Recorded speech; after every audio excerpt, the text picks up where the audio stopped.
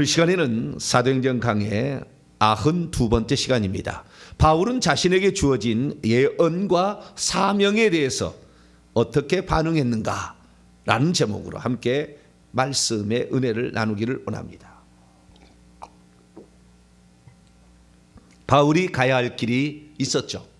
그것을 노정이라고 얘기하고 달려갈 길이라고 얘기합니다. 바울이 가야 할 길이 어떤 것인지 하나님께서 가르쳐 줬어요. 근데 살펴보게 되면 그가 주님으로부터 부름 받던 날에 이미 정해져 있었죠. 그러니까 사도행전 9장 15절 보면 아나니아를 통하여 하나님께서 바울을 부르자마자, 그를 구원시키자마자 바로 사명을 줬죠. 이 사람은 내 이름을 이방인들과 임금들과 이스라엘 자손에게 전하기 위하여 택한 나의 그릇이라. 우리가 오늘 살아가는 모든 일에 있어서요, 하나님의 예정하심이 있어요. 그대로 가는 것입니다. 사실 그 사람이 그런 예정함이 없는데 자기가 주의 말씀을 듣고 깨닫고 이렇게 살아야 되겠구나 하는 사람도 있어요. 있더라고요. 예외적인 사람이 있어요. 그래서 천국에 가면 14만 4천 명의 보좌자리가 있는데 원래 들어갈 사람이 또 잘못된 길을 가서 죄를 짓고 회개하지 않고 사울처럼, 가룟 유다처럼 거기 자리를 넘겨줄 사람이 있어요. 그 자리에 원래는 들어가게 돼 있었는데, 그럼 그 자리를 누군가는 또 들어가죠. 그런 사람들이 있어요. 있긴 있어. 들어갈 사람이 있기는 있는데 대부분의 사람들은 하나님의 예정하신 대로 그 자리에 들어가게 되죠. 그래서 이 바울이 가는 여정이 있어요. 그것은 하나님의 예정하신 그 길대로 대부분 가는 것입니다. 그래서 가는 그 노정 가운데 만나는 사람, 어떤 사역들 다 주어지는 것들이 하나님의 때를 따라 깨닫게 하시는 것이고, 만나게 하셔서 그 일을 완성하도록 하나님이 이루어 가시는 거죠. 동탄 명성교회 회계청구연구소가 세워지고 가는 것도 다 예정하심에 있는 것이지 우연하게 어쩌다가 그런 거 별로 없어요. 거의 없습니다. 그래서 이 사도 바울이 가는 그 여정이 있는데, 그 여정 가운데 어떤 사람이 와서 예언을 해줬어요. 당신 이런 일이 있을 거다, 이렇게 예언을 해줬어요. 그러면 그 예언을 받았을 때에 이 사명자는 어떤 길을 걸어가요? 내 앞에 위험한 일이 기다리고 있으니 피해 가라고 하나님이 가르쳐 준 모양이다. 그리고 피해 가야 될까요? 아니면은 그런 위험이 기다리고 있지만 하나님께서 어떤 상황이든지 간에 하나님께서 그 상황 가운데서 나를 지켜주시고 나로 하여금 그 일을 하게 할 것이라는 걸 믿고 뚫고 가야 되는 것일까요? 둘 다 가능성은 있잖아요. 근데 오늘 우리가 예언의 그 비중과 사명의 비중이 어떻게 차이가 있는지를 딱 얘기하고 있어요.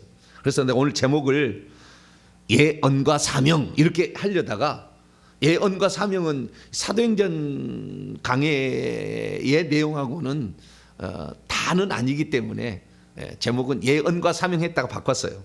뭐라고 바꿨느냐? 바울은 자신에게 주어진 예언과 사명에 대해 어떻게 반응했는가. 그래, 바울 편으로 제가 한계를 정했습니다만은 이건 보편적인 말을 제가 지금 하는 거예요. 그래서 예언자들이라고 일컬어지는 선지자들이 있고, 그 다음에 예언의 은사를 받아서, 신약에는 은사도 있잖아요. 그 일을 꼭 하는 건 아니에요. 치유의 은사를, 내가 치유 사역자는 아니지만 치유의 은사를 받아서 할 수 있잖아요.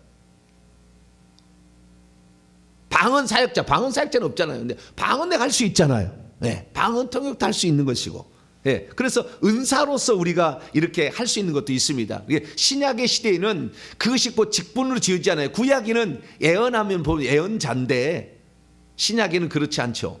그래서 은사를 받아서 그 일을 할 수 있어요. 그래서 오늘 본문의 말씀에도 은사를 받아서 예언하는 사람이 나오고, 선지자라는 아예 직책으로서 그 받은 사람도 나오고 있습니다.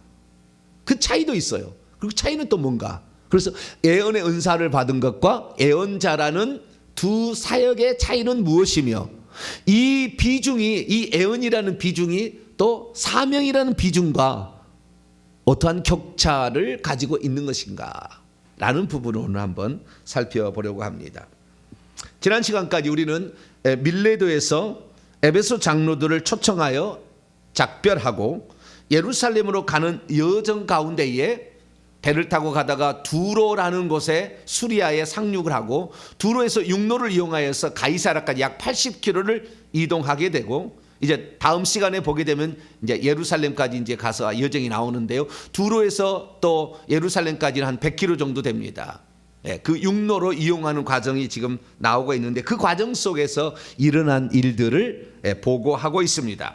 이게 우리라는 말이 나오기 때문에, 우리라는 것은 누가라는 이 사람이 거기에 붙어 있다는 것이죠. 그래서 찬찬히 보고 있음을 말할 수 있는데요.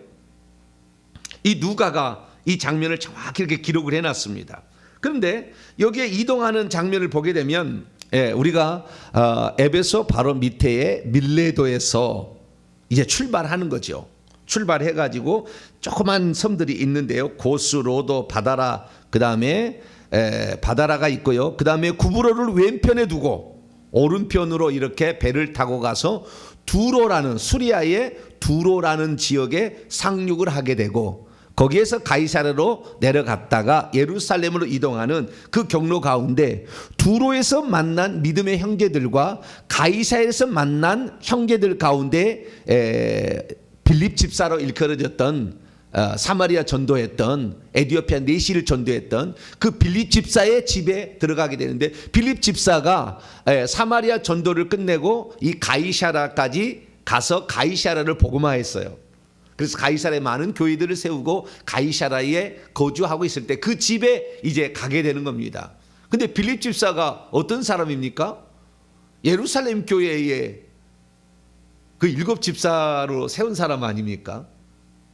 그러니까 예루살렘 교회는 원래 사도들과 그 팔레스타인 유다인, 본토백이 유다인, 그러니까 히브리파 유다인에 의해서 세워졌지만, 이방인들도 같이, 아니 이방이란다, 이방인 지역에 있던 디아스포라 유대인, 헬라파 유대인들이 합쳐져 가지고 큰 교회를 이루게 되었는데, 거기에 히브리파 유대인들도 있고 헬라파 유대인들도 있는데, 헬라파 유대인들의 과부들이 구제에서 좀 소홀히 여기다 섭섭해 가지고 있을 때 결국에 헬라파 유대인들로 구성된 집사를 세운 거 아니에요?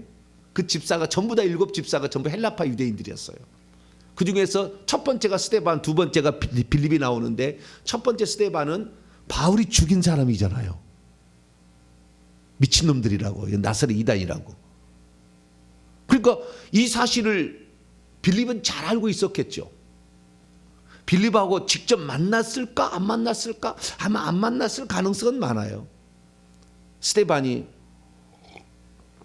공에 붙들려 가서 하다가 그때 잡혀가지고 죽잖아요. 그렇기 때문에 빌립 지금 거기 안 갔을 거니까 아마 만나지 않을 가능성은 있지만 잘 알고 있겠죠. 서로는 거기 만난 거예요. 이때 지금 한 30년 지나서, 30년? 한 30년 지나서 만나는 거예요 지금. 여러분, 우리가 언제 만날지 몰라요. 할렐루야. 우리 잘하셔야 돼요. 한 달이 건너면 다 알아버려요. 막 2달이 건너버리면 다 알아버려요. 그러니까 우리가 잘못하면 누구 다 알고 있어요. 바울. 그런데 두 사람은 얼마나 그때 서로 간에 나는 너를 죽이려 했고 너는 나를 나는 너를 죽이려 했고, 그쪽에서는 그 죽임 당하지 않기 위하여 벌벌 떨고 있었던 그 상황이 이제는 역전되어서 그 죽이려는 사람이 전 세계에 복음을 증거하는 위대한 사도가 되어 왔을 때 빌립은 얼마나 뿌듯했겠어요. 우리가 수고한 것이 헛되지 않고 하나님께서 예상치 않은 한 사람을 이렇게 불러세워서 이 시대에 복음을 증언하는 자로 세워주었다는 것 때문에 얼마나 감격하겠어요. 바울도 그럴 거 아니에요. 죄송합니다. 내가 과거에는 모르고 내가 그렇게 살았는데 참아주시고 기도해 주셔가지고 내가 오늘 이런 사람이 됐습니다. 당신의 기도 덕분입니다. 예? 둘이 끈끈한 말을 안 했어도 예? 얼마나 서로 간에 보면서 흐뭇해하고 든든해하고 감동하는 그런 모습이 있지 않을까 싶어요. 그런데 그 가이사라에 있을 때에 이 헤롯 대왕이 세운 가이사 아우구스토를 위해 세운 도시에 그래서 가이사라예요. 그 가이사라에 있을 때에 유대로부터 예언자 선지자가 한 사람이 내려와요. 그 선지자가 바로 아가보라는 사람입니다. 사도행전 11장에도 나오는데요. 28절에 보게 되면 안디옥 교회에 있을 때 유대로부터 이 아가보가 나와서 천하로 흉년 들리라. 그랬더니 글라우디오 황제 때 AD 46년에 그 흉년 들었다라는 정확한 그 예언을 했던 예언자예요.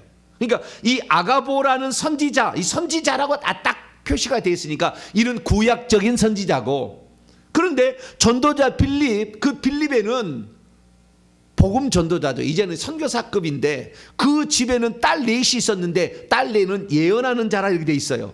그렇죠. 그래서 이 전도자 빌립의 딸들은 예언의 은사를 가지고 있었던 사람이고 아가보는 아예 선지자라는 직책을 가지고 있는 사람들이었어요. 그런데 이것도 저것도 아니지만 성령의 감동으로 장차 되어질 일들을 아는 사람도 있었으니 이 사람은 두로에 있었던 사람들이에요. 두로는 바울이 복음 전한 게 아니거든요. 누군가가 또 가서 안디옥에서 사람이 그 북쪽으로 올라가서, 아니요, 북쪽에 안디옥에서 내려와 가지고 두로에 복음을 전했든지, 아니면 뭐 가이사라에 있는 이 빌립이 올라가서 전했든지. 자, 두로에도 교회가 있었나 봐요. 그래서 두로에서 있었던 일이 또 있는데 여기도 성령의 감동으로 바울에게 무슨 예언적인 얘기가 있었어요. 자, 볼까요? 3절 말씀 보니까 두로의 상류관이 거기서 배의 짐을 풀려 함이라. 제자들을 찾아, 이게 두로에 내렸을 때 짐을 풀기 위해서 한 일주일 동안 머물게 됐는데 그때 믿음의 형제들이 여기 있나고 살펴봤다는 겁니다.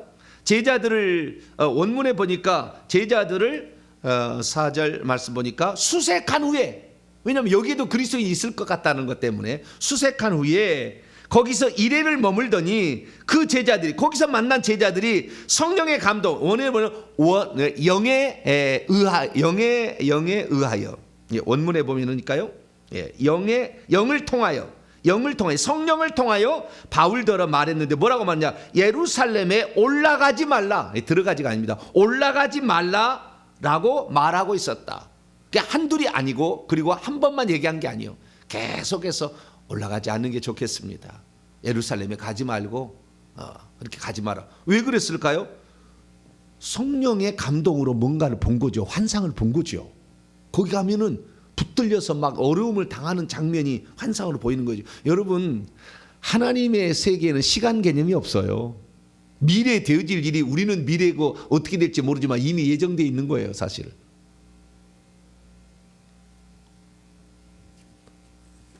다 아는 거죠. 어떻게 될 일을 환상으로 아는 거죠. 그래서 예루살렘에 올라가면 당신이 붙들려 가서 괴롭힘을 당할 것 같으니까 가지 마시오라고 이렇게 계속 말렸다는 거예요. 그러나 여러 날을 거기서 일주일을 지낸 후에 떠날새 그들이, 처자들, 그의 아내들과 자식들과 더불어 이 성문 밖까지, 두로의 성문에서 배 타는 데가 한참 먼 것인데 거기까지 다 전송하러 왔다는 거예요. 그리고 그 바닷가에서 무릎을 꿇고 기도했다. 와, 여러분, 믿음 안에서요, 하나님의 나라에 대해서 정확히 알아버리면 한 번 교제해도요 진한 교제가 이루어져요. 하나님에 대한 정확히 모르기 때문에 의심하고 가기 때문에 3년을 교회 다니도 의심하다 가는 사람이 많아요. 그러나 이 하나님의 그 영이 그 속에 있는 게 함께 딱 이렇게 딱 알아서, 아, 이게 하나님의 뜻이다 딱 그래버리면 하루를 만나서 교제도 깊은 교제가 일어나는 거예요. 두로 사람하고 바울하고 뭐 아무런 관련이 없지만 일주일이 있으면서 그 얘기를 했을 때 이분이 얼마나 하나님께 사로잡힌 자였고, 또한 이 두로 사람도 소문은 다 들었겠죠. 바울이라는 사람이 3차 전도행을 다녔는데 그 위대한 사도가 우리에게 왔다라고 했을 때 우리가 당신을 위해서 해줄 수 있는 뭔가. 일주일 동안 거기에서 대접 잘하면서 그 말씀을 소중하게 간직하지 않았겠어요? 그러면서 떠나기를 아쉬워하는 떠나기를 아쉬워하는 그런 마음을 이렇게 표현하고 있는 거죠. 그리고 이제 두로에서 다시 떠나서 항해를 마쳐서 두로까지는 배 타고 왔죠. 그리고 이제 육로를 이용해서 돌레마이를 지나가지고 거기에 있는 형제들과도 안부를 묻고 하루를 있다가 이튿날 가이사라로 80km 떨어진 가이사라로 갑니다. 근데 가이사라에 갔더니 7 집사 중 하나인 전도자, 집사란 말은 원래 없습니다. 7 중에 하나인 전도자, 복음 전도자 빌립의 집 안으로 들어가서 머물러 있었는데 그에게 딸 넷이 있으니 처녀로 예언하는 자들이라. 처녀로 예언하는 자들이 4명 있었대요. 이 빌립 이 보통 사람이 아니잖아요. 스데반 다음이었잖아요. 7명 중에서 거의 준사도급에 해당되는 사람이지 않습니까? 이 사람들이 사마리아 전도했지, 에디오피아 사람 전도했지, 이제 가이사라 와서 주변까지 다 전도했던 사람인데 그 훌륭한 사람 밑에 딸도 훌륭해요. 예언의 은사까지 받았으니까 얼마나 기도를 많이 하고 하나님께 가까이 있으면 영이 없으니까 다 보이고 말할 수 있는 예언의 은사가. 여러분이요 회개 많이 하면요 여러분 자식들이요 착착 열려버려요. 눈이 열려버립니다. 손자 때 가면 기가 막힌 사람이 나와버려요. 그냥 우리가 회개하는 거 그냥 공짜가 아닌 거예요. 공짜가 아닌 거예요. 회개할수록 깨끗할수록 그 사람은 영이 없는 사람, 투명한 하늘 가운데 있기 때문에. 그래서 이 미국이나 이런 유럽의 위대한 그런 사람들이 나왔던, 믿음의 선진들이 나왔던 것은 그 위에는 영이 별로 없으니까. 그러니까 위대한 사람이 나오는 거예요.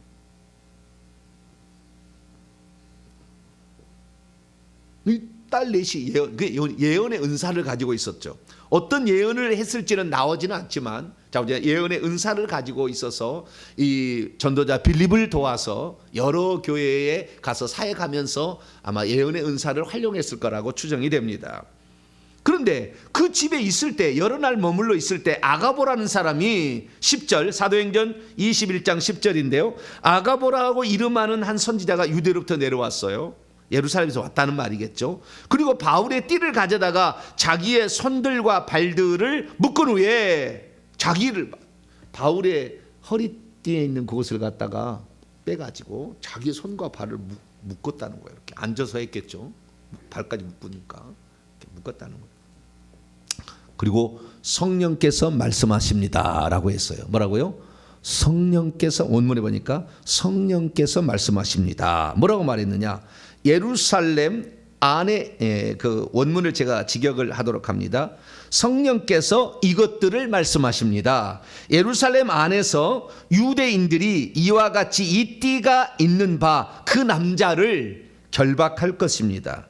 그리고 그들이 이방인의 손들 안으로 넘겨줄 것입니다. 결박하고 넘겨준다라는 얘기를 했다는 거예요. 그러자 그 말을 옆에 들었던 사람들이, 여러 사람도 있었던 모양이에요. 아마 가이사라의 빌립으로부터 말씀을 듣고 또 지교에 가서 이 사역할 사람들이겠죠. 사람들이 바울에게 예루살렘 올라가지 말라. 우리가 그 말을 듣고라는, 우리란 말은 누가 더 있었다. 누가 더 가지 말라 그랬다는 거 아니에요? 올라가지 마십시오. 지난번에 두로에서도 예루살렘 올라가지 말라고 그러지 않았습니까? 그런데 여기서 보니까 여기는 시청각을 하잖아요. 아예 말뿐만 아니라 먼저 막 묻고 막 이렇게 하고, 꼭 뭐 이사야가 3년 동안 이렇게 벌거벗고 다녔다느니 뭐 그러듯이 시청각으로 이렇게 막 하지 않습니까? 그런데 그렇게 얘기를 하니까 예루살렘 올라가지 말라고 그랬어요. 그런데 바울이, 이것은 예언입니다. 지금까지 예언인데 바울의 사명이 있잖아요. 13절 같이 한번 읽어보죠. 시작. 바울이 대답하되 여러분이 어찌하여 울어 내 마음을 상하게 하느냐? 나는 주 예수의 이름을 위하여 결박당할 뿐만 아니라 예루살렘에서 죽을 것도 각오하였노라. 자, 지금까지 예언을 보게 되면 결박당해서 이방인에게 넘겨진다고 그랬죠. 죽는다까지 안 됐잖아요. 아직까지. 그렇죠? 죽을 건 아니잖아요. 환난이 기다리고 있다는 거지. 그렇잖아요. 네. 그러면은 자 보세요. 우리가 이 바울에게 주어진 사명이 있어요. 사명은 처음부터 주어진 겁니다. 바울처럼 처음부터 아나니아를 통해서 알게 하기도 하지만 나중에 가서 깨닫는 사람도 있어요. 어쨌든 간에 그 사명은 처음부터 주어진 거였지 못 깨달았을 뿐이지 처음부터 주어진 거예요. 너는 그 일을 위하여 주님께서 너는 그 일을 하라라고 이 땅에 보낸 거예요. 그럼 뭐냐? 분명히 그렇지 않습니까? 사도행전 9장 15절에 주 예수의 이름을 위하여 이방인들과 임금들과 이스라엘 자손에게 전하기 위한, 내 이름을 전하기 위한 택한 나의 그릇이라 라고 했지 않습니까? 그래서 이 유대인들에게 복음을 전해야 되는데 그동안에는 어떤 유대인이냐면 헬라파 유대인, 이방 지역에 살고 있는 유대인 중심으로 복음을 전했는데, 바울에게는 이스라엘 자손에게도 복음을 전해야 되는데 정작 예루살렘에 있는 사람은 못 전했죠. 왜냐하면 베드로와 사도들이 있었는데 핍박으로 말미암아 다 흩어져 지금은 없거든요. 예루살렘이 없어요. 나중에 올라가면 없어요. 다 어디 갔어요. 핍박으로 말미암아 흩어져 없어요. 그래서 예루살렘에서 복음을 증언해야 될 그 막중한 생각을, 사명이 거기 있었던 거죠. 그래서 나중에 예루살렘에 증언합니다. 가서 이제. 그래서 예루살렘에도 복음을 증언해야 되고, 가이사랴에 있으면서 이제 벨리스 총독이나 베스도 총독, 아그리빠 왕, 이런 사람들의 왕들에게도 복음을 전해야 될 그런 사명이 아직 남아 있지 않습니까? 그래서 그 사명을 이루기 위해 가는 거예요. 그런데 예언이 기다리고 있죠. 예언을 들어보니까 환란이 기다리고 있다는 거죠. 그러면 예언과 이 사명 가운데 비중이 어느 것이 더 크냐라는 거죠. 자, 20장을 넘어가 봐요. 이 얘기를 정확히 했어요. 바울이 밀레도에서 에베소 장로들을 초청해서 한 얘기입니다. 22절에서 24절까지. 사도행전 20장 22절에서 24절까지 말씀 읽습니다. 시작. 보라, 이제 나는 성령에 매여 예루살렘으로 가는데 거기서 무슨 일을 당할는지는 알지 못하노라. 오직 성령이 각성해서 내게 증언하기를 결박과 환란이 나를 기다린다 하시나. 바울은 알고 있었죠. 예언 받기 전에 벌써 다 알고 있었어요. 내가 어떤 일이 있을 것인지가. 그래서 성령께서 각성해서 다 알려줬어요. 그래서 사람들을 통해 알려줬는지는 정확히 모르겠지만 바울은 알고 있었습니다.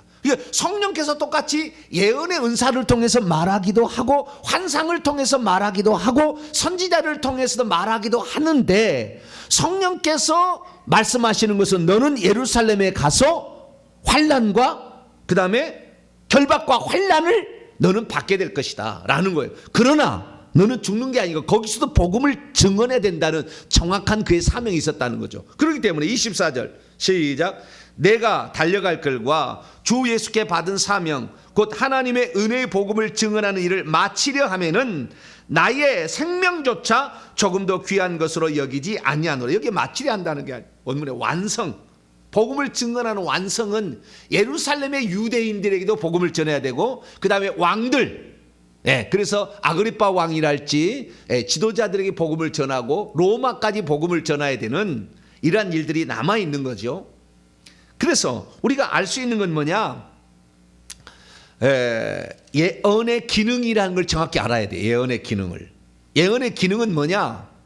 아가보처럼 해야 됩니다. 두로 사람처럼 하면 안 돼요. 무슨 말이냐면 아가보는 뭐라고 했느냐? 자기가 본 것을 그대로만 얘기했을 뿐이에요.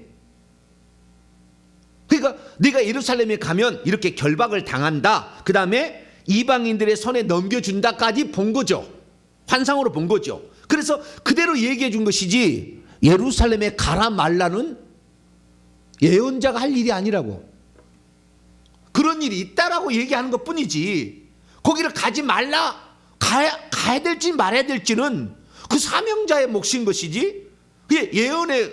예언에 그래서 두로 사람들은 이 바울을 사랑하는 마음으로 거기 가면은 환난과 결박이 기다린다는 것이 환상으로 보였기 때문에 그걸 보고 얘기를 한 거지만 그것은 자신의 위치를 넘어간 거예요. 그러니까 두로 사람들의 이 영적인 수준은 좀 떨어진 거죠. 하나님의 계획과 그 사람을 위한 그것이 더 크다니까요. 근데 지금 당장 조금 보이는 거 이것 보고 당신 그거 하지 말라 이렇게 말할 수는 없는 거예요.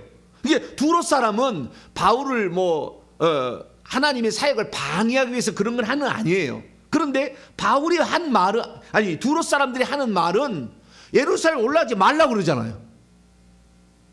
그렇게 얘기했잖아요. 그건 뭡니까? 경험이 부족하고 그 그 영성이 좀 떨어진 거죠. 그러니까 조바심이 나서 가지 마시라고, 거기는 위험하다고 이렇게 얘기를 하는데, 아가보 선지자는 위험하다, 죽는다 얘기하지 않냐고, 이렇게 성령께서 말씀하십니다 라고 그 얘기만 딱 한 거예요. 그러니까 정확하게 예언의 기능을 수행했다고요. 이 예언은, 그 사명은 거대한 거예요. 거대한 거. 그의 일생을 통해 이루어야 될 것인 것이고, 예언은 그 중에 한 부분을 본 거예요. 근데 한 부분을 통해서 전체 해야 될 일, 예루살렘에 가서도 복음을 증언하는 일을 못하게끔 예루살렘에 가지 말라라고 말하는 것은 예언자의 영역을 넘어간 거예요. 그건 잘못 얘기한 거예요. 오늘날에 이렇게 많은 사람이 많아요. 얼마나 웃기냐면은, 꼭 이제는 지금은요, 내가 집을 사야 될까요 말아야 될까요 물어보러 간대요. 그리고 그 사람이 가지 마라 하면 사지 마라 하면 사지 말고. 이건 예언의 기능이 아니라고. 그건 아시겠죠? 지금 예언의 무슨 기능? 하나님께서 어떤 큰 여정 가운데 그 사람을 향한 어떤 그 미래에 되어질 일을 잠깐 보여준 것을 그대로 얘기할 뿐이라고. 이게 예언이라고. 그러지 거기 가야 될지 말아야 될지는 그 사람에 달렸죠. 집을 살아야 될지 말아야 될지는 그 사람이지, 그 사람이 집 사시오 그런다 해서 집을 샀더니 전세값이 뚝 떨어졌네. 집값도 뚝 떨어져 버려요. 전세값이 떨어지면 집값은 떨어지게 돼 있어요. 나중에 저도 공부한 건데. 그게 아니라고. 그걸 예언이라고 말하는 게 아닙니다. 예언이라는 것은 하나님 나라를 위하여, 하나님 나라를 위하여 일부 필요한 은사로서 장차 되어질 일을 볼 수 있는 영역이 있는 거예요. 그래서 우리가 고린도전서 14장을 읽어보게 되면 예언의 기능이 나와요. 그 예언의 기능은 가장 중요한 것은 신약에 들어와서요, 자기를 건축하는 거 1번입니다. 뭐라고요? 자기를 건축해. 내가 이런 사람이, 여러 예언을 들어보면 내가 어떤 것으로 하나님이 나를 예정해 놓는 걸 다 알게 돼요.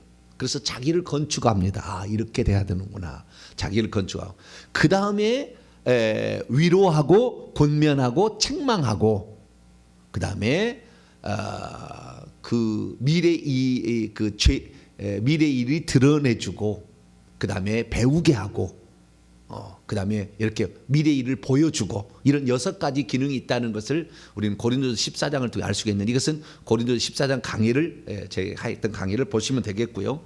여기서 이런 기능 가운데 하나가 있는데, 예언자가 어떤 일을 해야 되는 것인가를 아가보 선지자는 정확하게 얘기해 준 겁니다. 이것이 예언자입니다. 그러니까 가지 마라. 그건 자기 생각이지. 자기 생각이잖아요. 가야 될지 말아야 될지는 주님께서 결정하시는 것이지 내가 결정하는 게 아니잖아요. 주님이 보여준 것만 말해야 되는 거잖아요. 그래서 예언의 기능이라는, 예언자라 또는 예언의 은사를 쓰는 사람이 어떻게 써야 되는지 이 본문을 통해 알 수 있는 거예요. 근데 지금의 예언자는 대부분 다, 예언한다는 사람은 월권행위를 하고 있는 거예요. 월권행위를. 하나님 보여준 그 일부분에만 당신 하나님이 이렇게 보여주십니다 라면 끝이에요. 그 다음에 어떻게 해야 될지는 잘 모르겠죠. 여기까지입니다 라고 딱 하는 거죠. 그래서 우리는 이 사도 바울을 통하여서 알 수 있는 것은, 하나님께서 쓰실 사람들은 이미 다 그를 향한 계획을 다 어딘가에서 누군가로부터 직접적으로 성령으로 다 지시를 받고 있는 거예요. 그래서 그 길을 가고 있는 겁니다.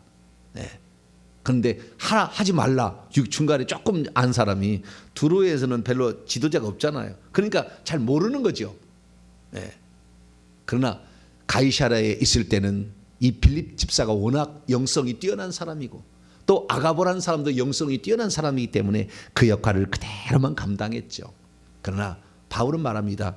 주 예수 이름을 위하여 나는 결박당할 뿐만 아니라 예루살렘에서 죽는다 할지라도 내가 가야 될 그 길이니 나는 가리라 했다는 겁니다. 그래서 오늘날 하나님께서 보내서 사역하는 사람들은 그 길을 갈 거예요. 하지 말아 해도 그 길을 할 거고요. 도와주면 더 좋지만 좌우지간 그 길을 갈 거예요. 우리는 그 하나님의 거대한 역사 가운데, 복음을 전파하는 역사 가운데 한 부분을 담당하고 있는데, 그 부분에서 우리의 해야 할 역할을 잘 감당해서 올건하지 말고 그 하나님의 일을 잘 해나가는 저 여러분 되시기를 간절히 바랍니다. 거룩하신 하나님 감사합니다. 올 한 해 또 우리들이 어떻게 살아야 될 것인가를 하나님의 거대한 복음 전파 이 일을 위하여 우리가 어떻게 해야 될 것인가를 또 가르쳐 주신 감사합니다. 각 부분이 연합하여 하나님의 거대한 뜻을 잘 이루게 하여 주시고 월권하지 않게 하여 주시며 주님의 거룩한 뜻을 온전히 이루어갈 수 있도록 하나님이 이끌어 주시옵고 환난 가운데서도 피할 길을 예비하시는 하나님의 은총을 받아 누리게 도와 주옵소서. 우리 주 예수 그리스도의 이름으로 기도하옵나이다.